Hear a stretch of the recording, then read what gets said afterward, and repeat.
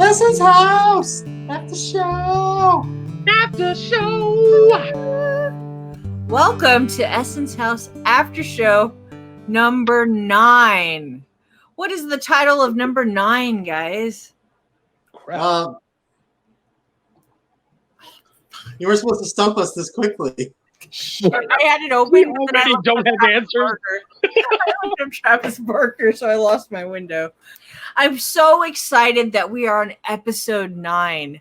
Episode 9 is titled The Catch-22. Now, who named this episode? Oh, I didn't even introduce you guys. Chuck and then Eric. We're on number 9, so we've lost it. We've thrown everything out the window. Here we go. We'll go with that. Yeah. You don't know us by now. What are you doing? Right. I do want to ask, though, who came up with the title of the episode? That was Chuck. That was me. And the reason, so this was an Eric episode. Eric wrote the crap out of this one. Oh my gosh. If you guys liked 8, it's only good because he finished 9 first. And it was so awesome that I was like, crap, I got to raise the bar. So he was like, or at least I have to stick to his bar. So yeah, man, it's an amazing episode. I love this one because I got to enjoy it fully as a fan. But I called it Catch-22, first off, because the idea of a Catch-22, damned if you do, damned if you don't sort of thing.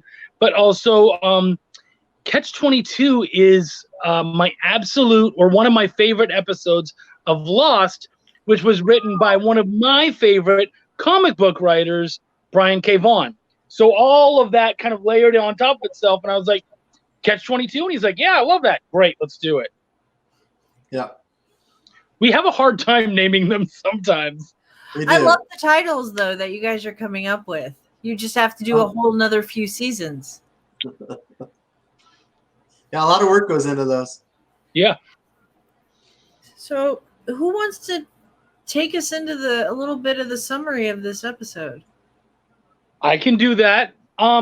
So as a fan, I loved right away. We're in the Essence House in the early 90s, in 95, I believe it was January 4th, 1995.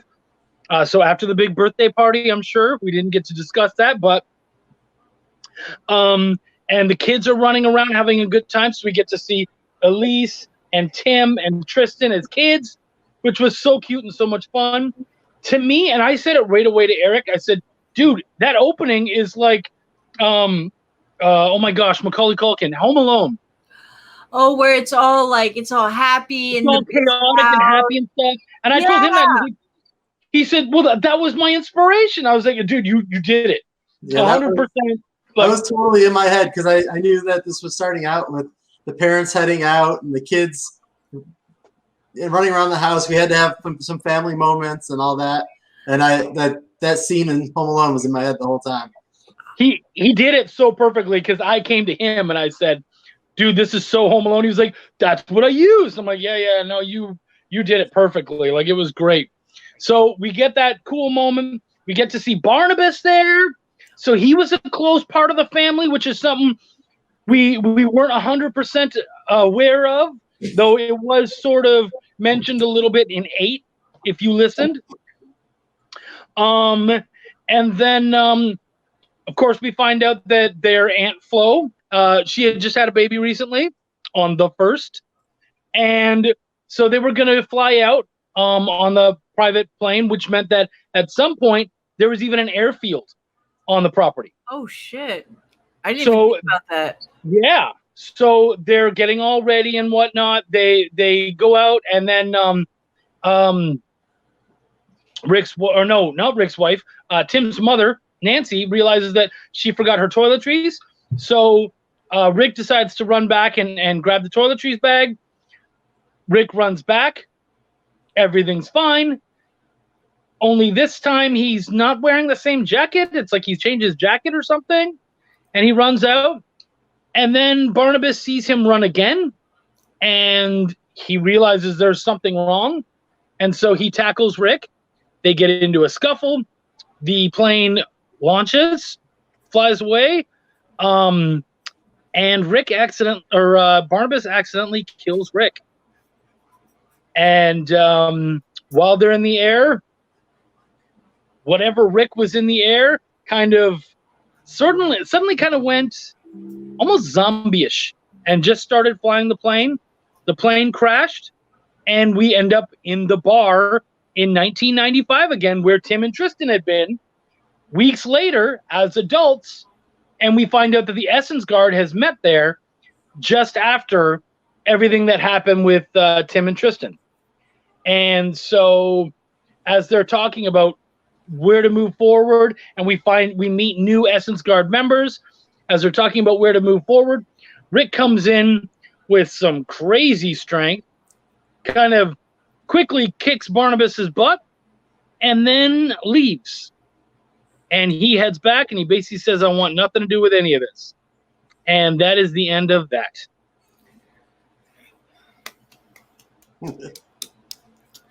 I want one correction, actually. It's not after Tim and Tristan. It's concurrent with Tim and Tristan. That's true. Sorry, yes. Yeah.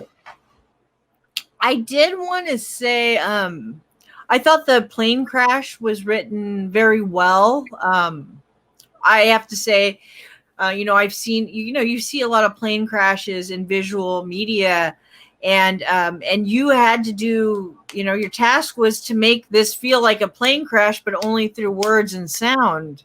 Yeah, that was tough. It was anything I know about planes and plane crashes comes from TV.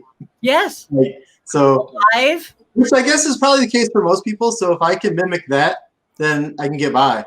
That's funny because everything I know from movies or TV.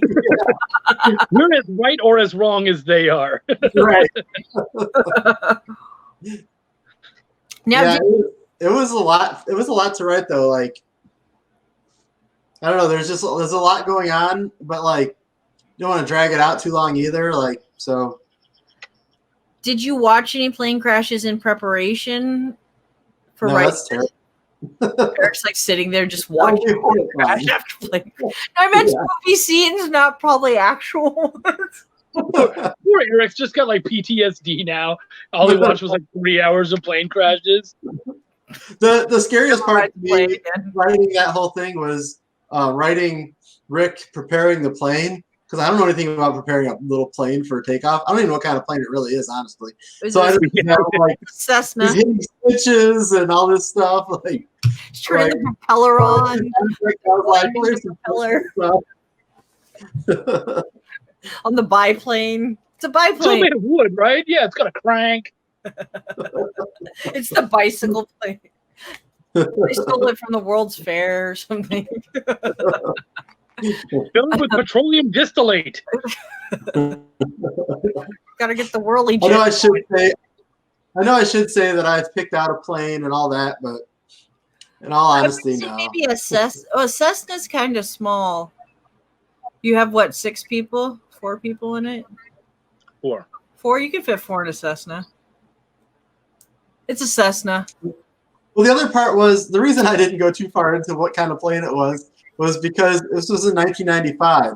So not only did I have to find the right size plane and all that, but I also have to find something that existed 30 years ago. And I was like, it's not that important. Yeah, right? Some plane nerds like, I wonder what kind of plane that is. You know that when we turn into a novel, though, we're probably going to have to do that research, or like it's going to have to be done somehow. Some guy's going to be like, well, the switch should be on the left. It'll be really important if we make a movie. Yeah. Yeah. But if people want to nitpick over plane sounds and all that, then those same people are going to hate episode 10 because more airplanes. I know as much about guns as I know about planes. Spoiler alert. Eric's like, and then he took the Tommy gun. Oh no. Is there a Tommy? I'll help you a little bit with the gun. Okay. So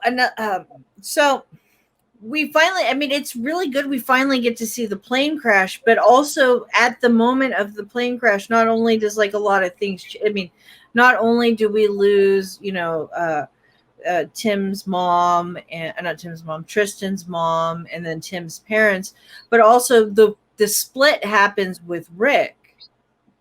Yeah. And it creates a waste. Can we talk a little bit about like the reveal? Before that, before that, I think we should talk about the actually meeting Rick when he was a different person. Oh, see, I went to go there, but I was like, is it too far? Have we gone too far? That was one of the huge tasks that I had coming into this, really.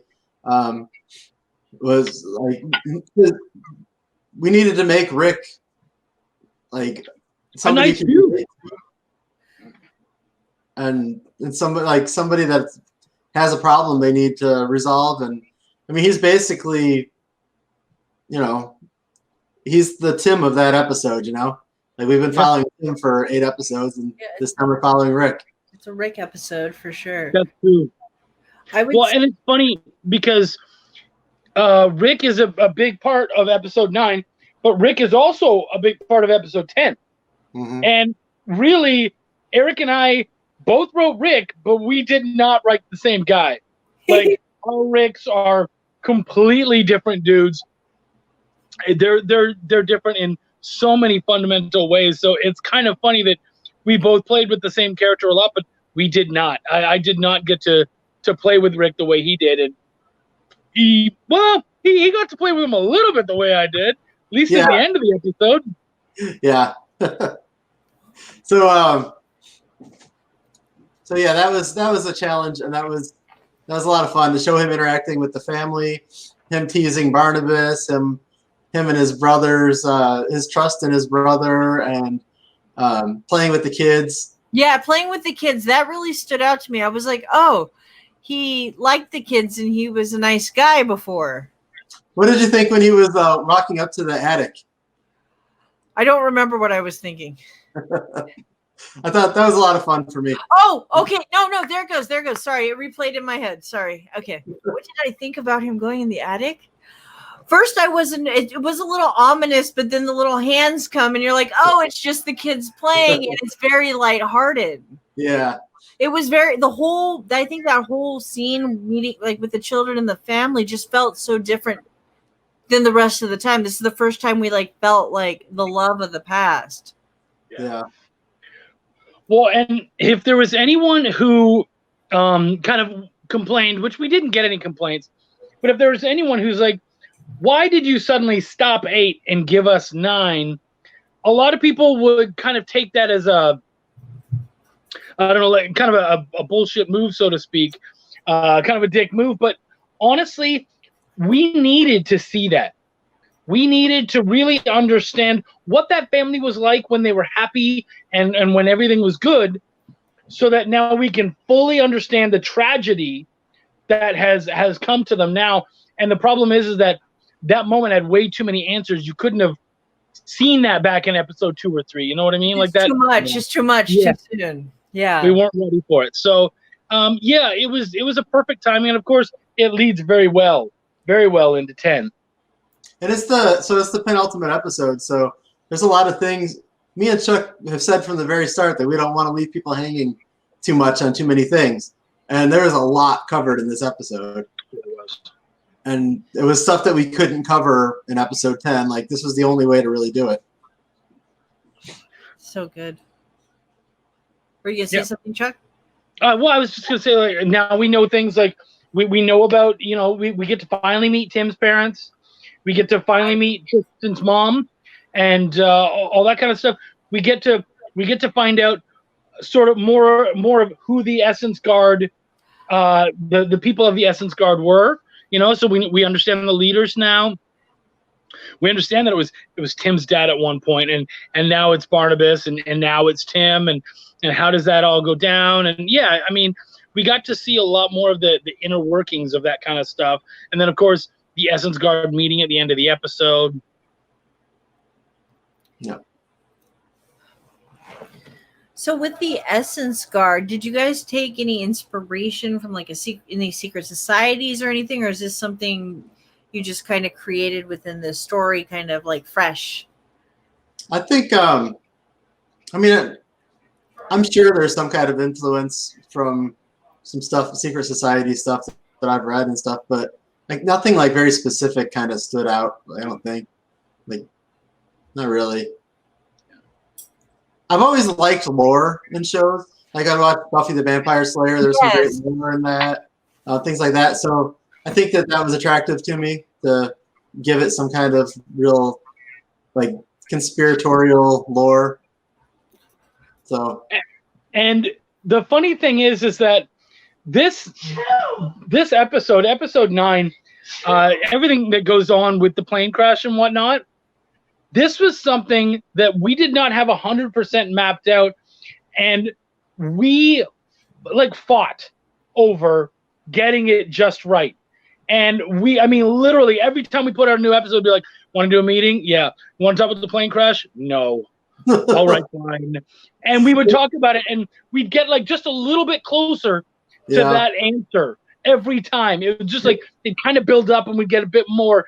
We knew the main mechanics, but we really had to fight over that one, and that took a lot of digging to finally get that answer. One thing we really knew was that Rick went back in time to try to stop the plane crash, and the plane crash happens no matter what. Like those were like the only things we really knew. And like Chuck said, we would get together on meetings, and when it would come up, we'd talk about it, like, hey, I got it. It's this. And then the other one of us would be like, let's talk about it again later. We don't fight, but we let things sit. Well, and how many times would we'd be, okay, cool, I got it. So here's what it is. And we'd start talking, and then you'd be like, no, wait, that can't happen because this, okay.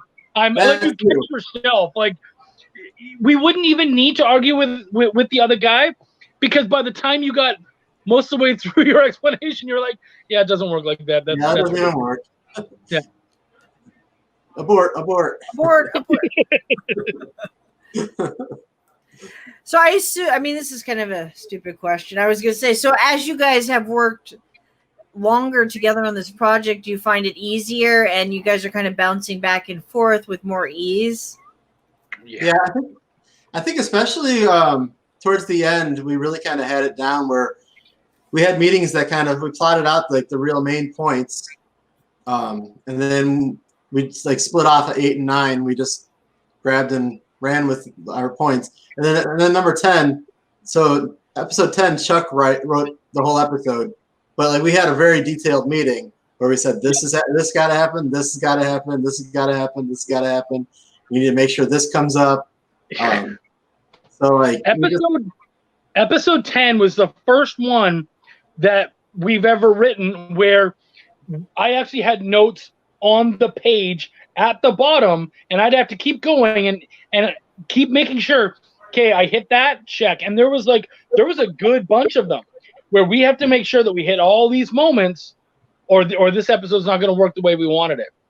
So I mean the whole time I'm like, okay, now I'm onto this part, or maybe I'll do this one in front, but still all has to come together. So yeah, the other part is that 9 is the same way as 10 is the same way as 8 and a bunch back.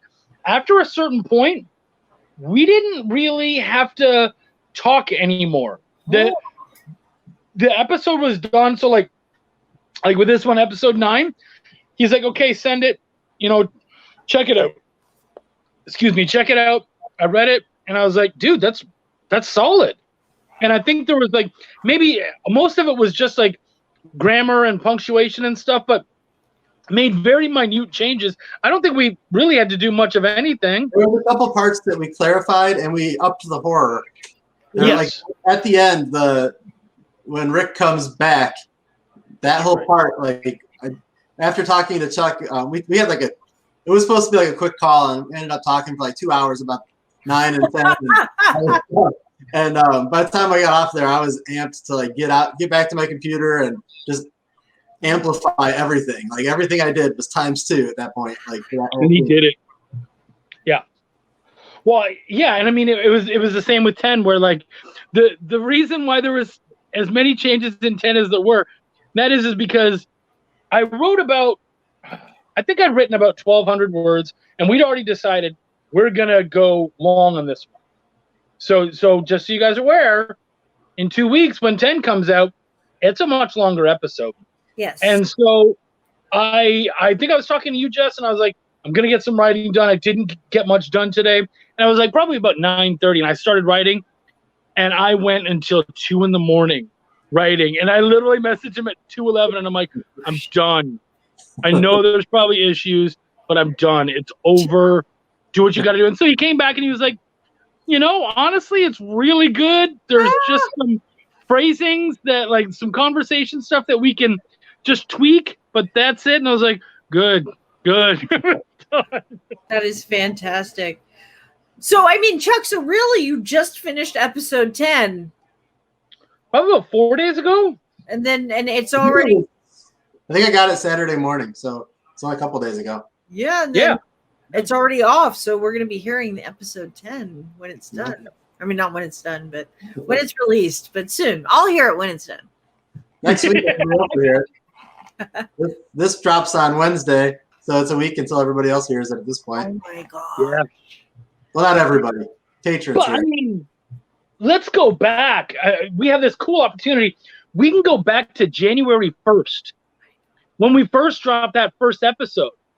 And, I mean, not only is the world in a weird place, but our story, isn't like, who could have imagined any of this stuff? And even for us, like, for this to have gone to the places it did, there was so many moments through this season that were not planned, that kind of came up and only made the narrative and the story stronger, the characters stronger.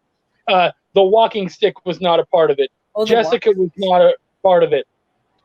The plane crash was barely sort of put together. Like, we had the first, like, say 2 or 3 episodes and the last one. And even the last one, it was just like, that's how we're going to end it. And this is how we move into 2. And so, yeah, man, for it to be where it's at, I'm so happy and proud of the work that we did, and to be able to work with Eric, who has been, like, just amazing. Honestly, such a good partner. When one guy, says, dude, I'm exhausted, the other one just steps up and runs with it. And it's never mattered. And there's no kind of like, oh, well, I did this, so now you got to do that. Like, it's never been that. It's just, we're both so committed and excited to We've had times where an episode was finished the day before it went out. We've had times where episodes were finished 3 weeks before. Like, it's been a roller coaster of nothing but awesome, really. Yeah. I mean, 9 was done before 8. Are you alive? Yeah, I'm okay. I'm sorry. I just sneezed. Hold on. We might have to ask you to wear our face mask for the rest of this. I can put one on if that makes you feel better or safe. Oh, no, I think we're screwed either way. Well, I've now sneezed my germs at you. Yeah. The goggles do nothing. But yeah, there was so much that came together and happened, and it was it's been a real pleasure to work on, man. In so many ways, we couldn't have done this in comics. Like, someone was like, I want to write this as a comic book, and I'm like, good luck. I don't. Like, I'm not ready. I'm excited for the novel, but having to turn this into a comic would be a beast. Yeah. I mean, it literally would be pretty much 10 episodes, like, or 10 issues, like, to get, I mean, it all basically would break down, I think, about the same timing wise. And the funding would be ridiculous. Like, it's not doable. It would take like 5 years to put that thing out at best. We did that, and we're going on to our 5th month. Yeah, haven't started it yet. We're pretty much done. Like, you're gonna do the sounds, and then it's finished. So thing was 6 months from January. Well, you guys started before January, didn't you? Like, we started in like late October, early November. I mean, we had a bit of a start before that, but when we got serious on it, it was basically the beginning of November. Isn't it? That is nuts. And since you finished, the world has changed, like Chuck said. Who knew that you would finish like the last bit of this, like during a quarantine? Right. Even if I had the Essence House machine, I wouldn't have known that there was a quarantine. Oh man. I did want to say, I think we do have some comments and a cool. question. Would you like to hear them? Yeah. So, from Kyron. He appreciates that. I did not want to be beat up by his Russian friends. So, he says, you guys pulled a what the F moment for me. I honestly think this was the first episode I was like, what the F? What the F? I was telling Chuck it made me rethink what I thought of Rick this whole time. And that's what we were looking for. That's it. Eric hit that perfectly. Yeah, I would agree. Good job, Eric. The tragedy of Rick Edmond. I know it's actually no, but I know we talked about Rick at length a little bit earlier, but like it to me as a listener too, it was good to see like a little bit more of him and not see him just as this like curmudgeon-y uncle. Yeah. So, Kyron says, do Tristan and Jess get together? Okay, so what I can say is that Tristan and Jessica get some really good screen time in the next episode, and that's about all I can get. But if you really wanted to see them together, at least as far as like together and being able to kind of communicate and go back and forth, then I believe you will be very satisfied with episode 10. Yeah, I agree. They have a good moment there. I loved writing them. I think like you can tell I had a lot of fun with them, and man, I'm glad Jessica is honestly in the show, because there really is there was just this really, it was a whole other dynamic that I didn't realize was missing, and with that in episode 10, you really feel it, and it was a lot of fun. Yep. I just have this is a question mark because I don't know. Hey, boy. Or somebody. I'll just wait. What do you assume? So can I tell you about this whole after show has been like episode 10 is awesome. We actually never talked about the end of episode 9 yet. Because episode 10. But okay, so let's talk about the end of episode 9. Yeah. So earlier I had mentioned that episode 9 runs concurrent with episode 4. So that's basically that's after the plane crash. There's the scene with Barnabas. Then after that, when they're at the bar, that's at the same time that Tim and Tristan are approaching the bar in episode 4. So when Tim gets there and he's opening the door and it's heavy and there's all that pressure on him as he's going in, and he makes his way to the back room. That's all happening as Uncle Rick's in there throwing Barnabas against the wall and freaking out. It's Rick's presence in that capacity that is affecting Tim the closer he gets and puts him into the coma eventually. Isn't it kind of funny when you think about the fact that, and I just thought about this right now, that moment, the 2 or 3 weeks they spent in 95. Yes. We visit that in episodes 4, 5, 7, 9, or 7, 8, and 9. So the only episodes we don't see it is 1, 2, 3. We don't see it in 6, and we don't know about 10 yet. And in a time travel show where you're constantly going back to the same time, basically, it's not the generic going back to the same time to change something. You're just seeing more of it and getting more context. Yeah, I like that a lot. Not to say there's anything wrong with, Back to the Future is one of the greatest. Back to the Future. One of my favorite movies of all time.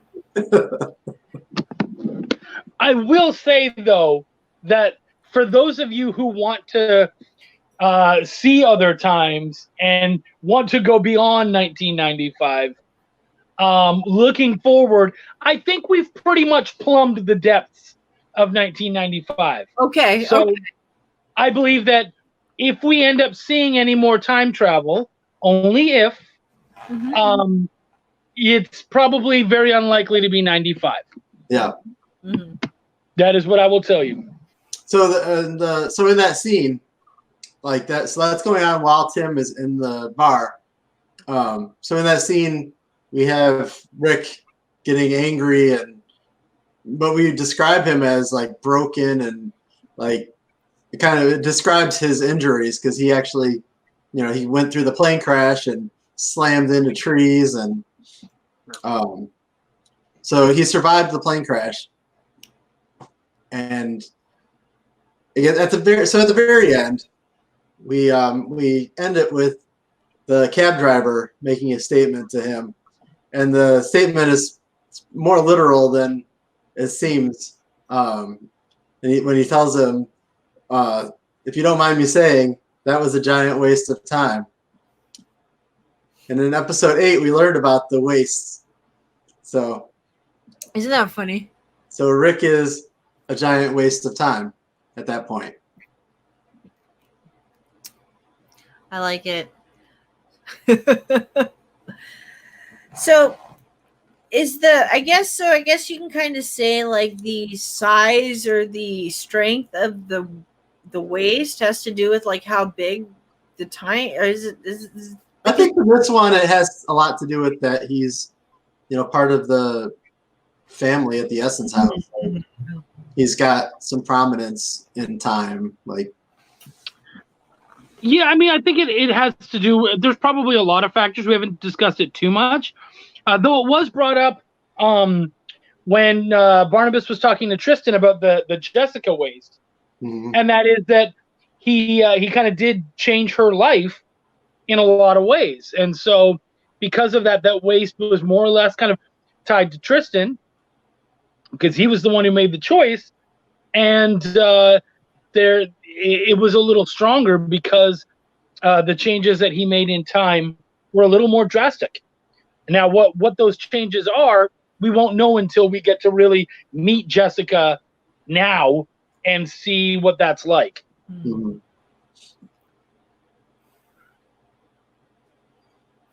And at the very end, before that statement by the cab driver, we see Rick leaving the bar, and there's two guys getting into an ambulance, and that is Rick and Tristan. So Tim and Tristan. Yes, Tim and Tristan. My bad. Tim and Tristan. So it all just kind of wraps up. I think that, like Chuck said, I think that's about the last thing we can do in 1995. Yeah, that's pretty much, it's all wrapped up in a nice bow. And it's funny when you accidentally said Rick, because sometimes we both tend to like stumble over the names, and I know that at one point, way late, it's like 1:30 in the morning, I'm just finishing up, and then suddenly I look down at the script and I see Rich, and I'm like, crap, have I been calling him Rich? So I think like when I said that, I went back and I changed it a couple times, and then I said to Eric, I was like, can you just, when you read it, it says Rich, just change it to Rick and don't bug me. Well, I was spelling Tristan wrong for like 4 episodes, so. You did What what? was that? I was spelling Tristan wrong for like 4 episodes. Chuck was like, hey, Tristan's actually spelled this way. I was like, oh, snap, that makes more sense. It's funny because I was very Canadian about it. Ooh. Because it kept coming out Tristain, and I was like, that's not right.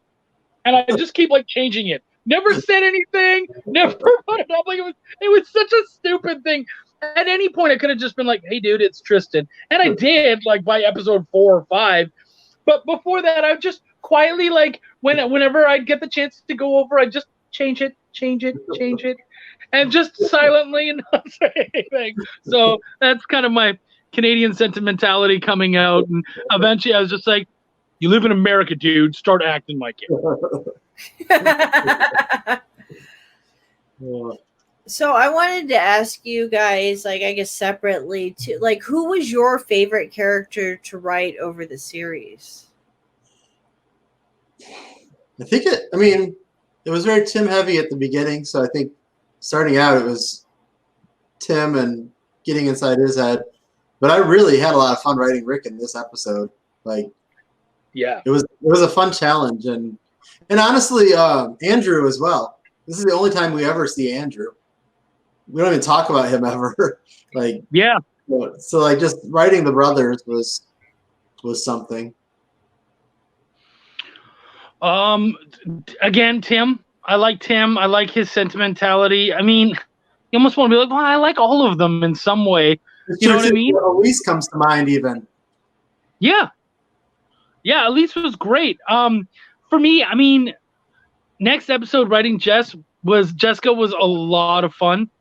And I really got to, she's not the same person that she was in a lot of ways. So I really got to play with that. And it was an awful lot of fun.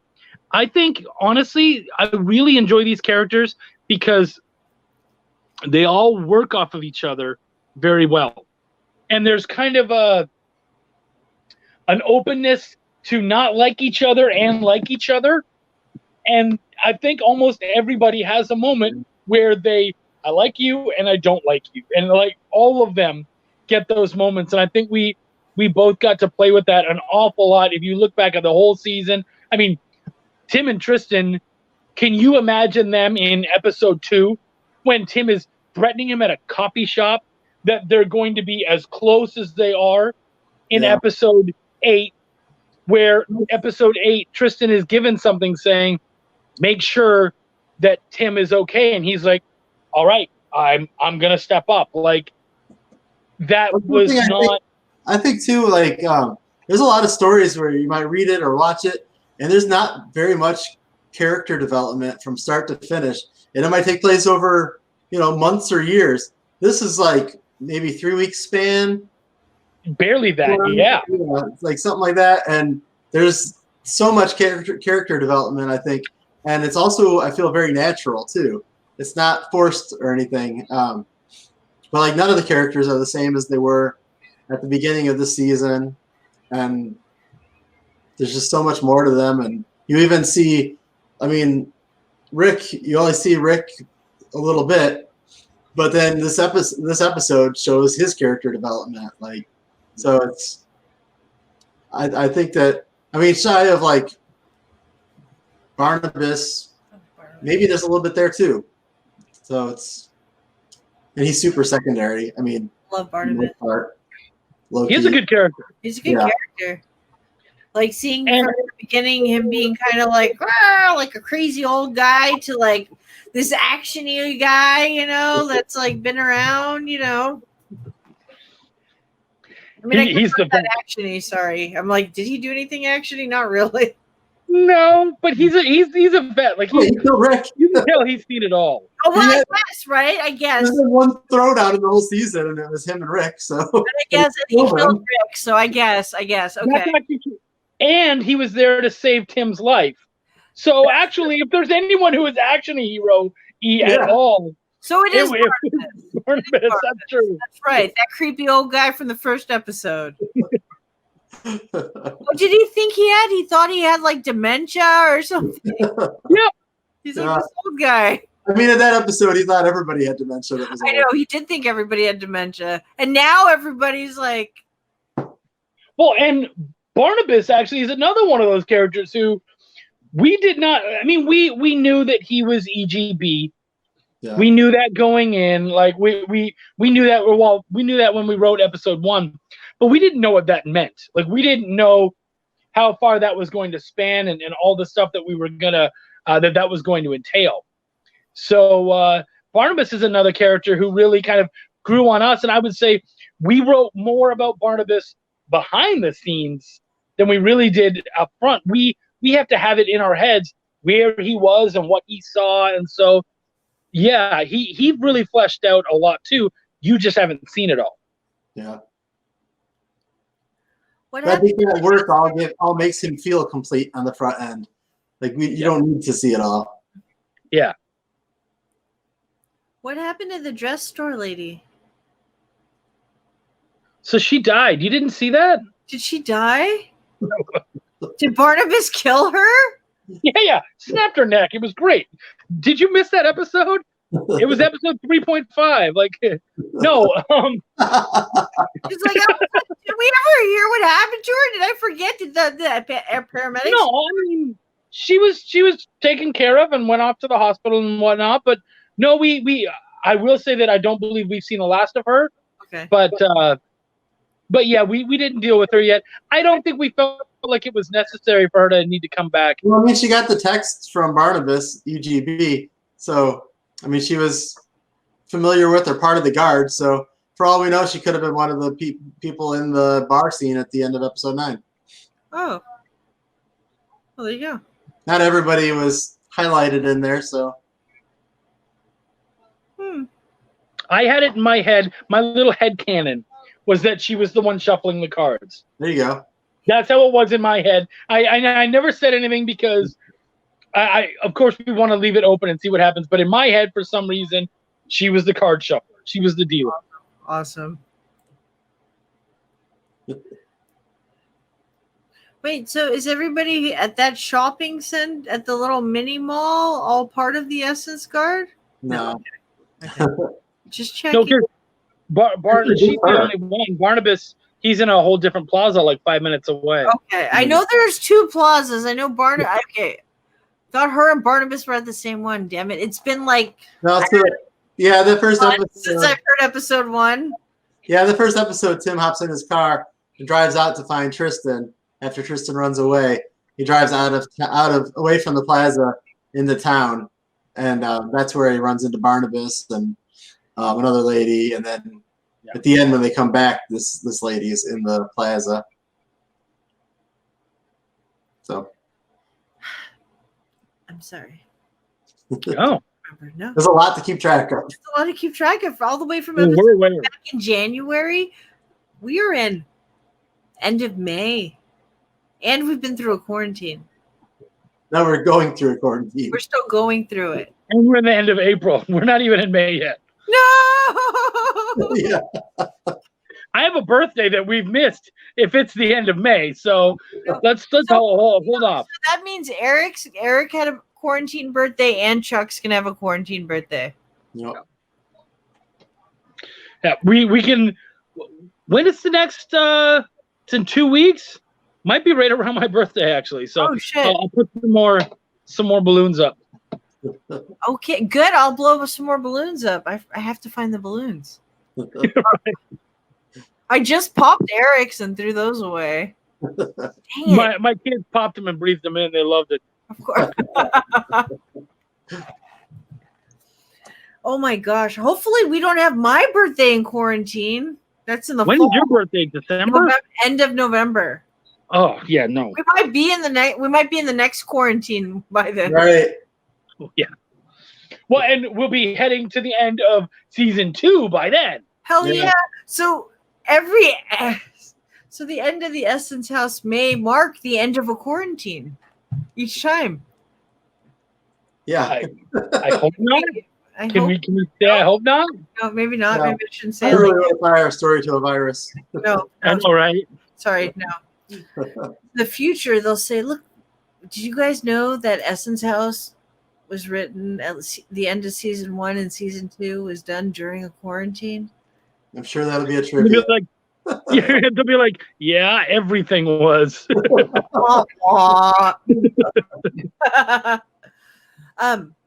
I did want to bring up in the next episode, the next Essence House after show, we're gonna have a special guest. Did you want to tell the audience? So our narrator, voiceover artist, Mike Goodrick, is going to join us to talk about it. He talks every time I send him a script. He says nice things about it and can't wait to see more. So we thought it'd be fun to have him on and see what he's been thinking and talk about his addition to the project, which is like he's the guy. Yeah. And he's a multi-talented dude, so he's going to be really interesting just to sit down and chat with. He surprised us with that beautiful song at the end of episode 3, and it turns out he's actually a musician. And so yeah, there'll be a lot of great questions for us to be able to ask him and talk to him about. Yep. So yeah, looking forward to that. Yeah, that's going to be a lot of fun. That we're scheduled for about 2 weeks from now, so people can look forward to that. Do you guys have anything you want to add about episode 9? I think we said everything there is to say about it. Eric killed it. It was a really deep episode to write. It was heavy. It was. And honestly, Ken is very much the same, I feel. He brought the emotion. He made it beautiful. And honestly, 8 and 10 would not punch as hard if it wasn't for the work that was done in 9. So 9 is such a, like you used the word earlier, penultimate episode. It's so important. Everything that happens in this season and moving forward is because of that moment. And that's all so important. And he captured it perfectly. So yeah, man, episode 9, you can't undersell that one. It's such a good episode. It's so well done. Yeah, I agree. Woo! Thanks. Yeah, it was a blast. So we want to move on to selling them on episode 10. Do we have to? Do you have to? I mean, you people sat around for 9 episodes and you listen to this stuff. If you stop now, you're idiots. What's going on next? The show is ridiculous. Actually, I don't know how much we need to say about episode 10, but at least talk about the end of episode 8 where we left off with everybody. That'd be a good time. Because it's been a month.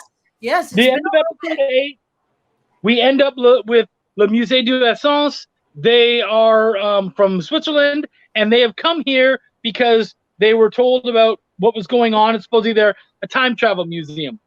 Well, they seem a little more aggressive, and obviously that isn't. They have our heroes and anti-heroes. They have Tim, Tristan, Jessica, Rick, and some random bodyguard at gunpoint, and they're looking for something that they call the source. And 10 is dealing with that. It's literally all of that. How long as episode I don't know how long the episode's going to be. It's definitely going to be closer to like probably 25 30 minutes. Yeah, about 30 minutes. Nice. Yeah, that one ended up, usually we clock out at 3,500 words. This one was 47. Yeah. So it was a lot. But this all takes place in the span of what, like half an hour? Right. Like Yeah. literally it's almost shot minute for minute. Like it's really in a short period of time. Real time. An awful lot happens. And the one thing that this has that a lot of the rest don't is this thing is action packed. There's heart, there's fights. We get to see Jessica talk with Tristan. We get to see Rick talk with Tim. Wow. We get to find out a little bit more about Le Musée du Essence. And the question is asked, and all I would say is this. Tim looks someone dead in the face, and they say, "What is the Essence House?" And they get a straight answer. And that's all I'm going to tell you. The end of that episode, you're going to hate us. It's been planned all along. Be ready because season 2 is coming, and it's coming on strong. You heard it here first. We've been picked up for season 2. You guys, yes. So we're gonna see season 2. Awesome. Yeah. We're already working on season 2. Yeah. Awesome. So, shall we close it out? Yeah.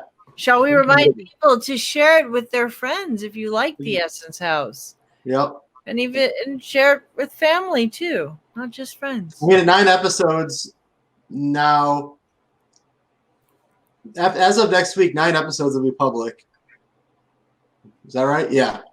Yep. So 20 minutes a piece. I mean, there's a good chunk of listening right now. Yep, that's as we talked about in the past, we have almost nothing but time these days. So. Yeah, right. So before we had to say it's just a car ride. Right. You can definitely take up your afternoon. Yeah. Yep.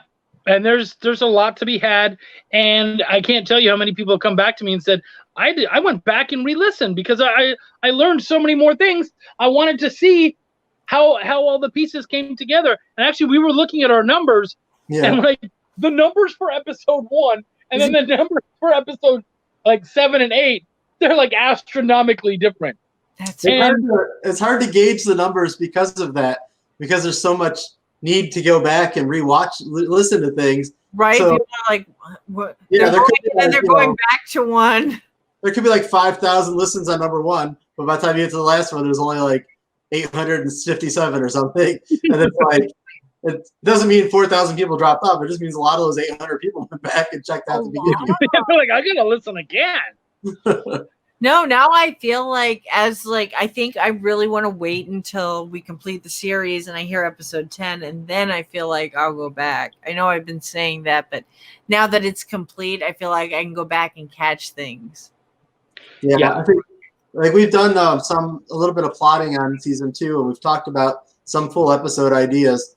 And I think before I sit down and start actually writing, I want to go back and just sit and listen to all 10 of the first episodes. See if there are any loose ends. I know a couple things that we left dangling to use in season 2. I want to see like what other things maybe came up that we never thought about or whatever. So is there a way we can go back to 95, my favorite year ever? Can we just go back before the quarantine? And let's not let this weird thing happen. We stopped the bats thing way before. No, we're gonna jump time. We're actually gonna go to 2023, and then that way we don't have to deal with any of that. What if we come back, Chuck, and it's just like robots, or it already turned into Planet of the Apes by the time we get here? Well, I'll just go back to the prehistoric ages, dinosaurs and stuff. Yeah, because there's no diseases there we couldn't fight. You got to go to where was a very healthy time to go to? 2019. It just doesn't last. Oh. All right, everybody. Thanks for joining us. Thanks for joining the Essence House After Show. We'll see you in a couple weeks. You know it.